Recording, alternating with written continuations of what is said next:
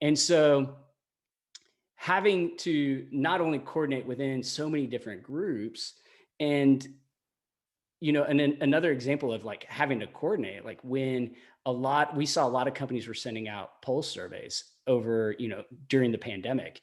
And there was discord and disconnects between all of those various groups, right? Your wellness team wanted to send questions that related to employee well-being.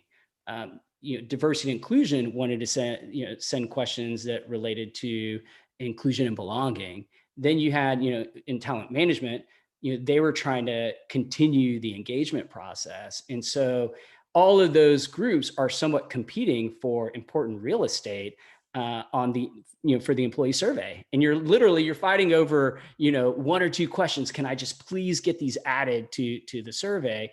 And I think that's a great example of how, some of the groups that I mentioned earlier are having trouble collaborating in moving forward. But the other issue is that HR is really there to serve the business, and ultimately you are catering to the business. And I think that that in that effort of serving the business, it can be, and wanting to be consensus driven, it can, things can grind to a halt. And I hear it time and time again. I've got a lot of friends, I've got family members, and even my girlfriend's in HR.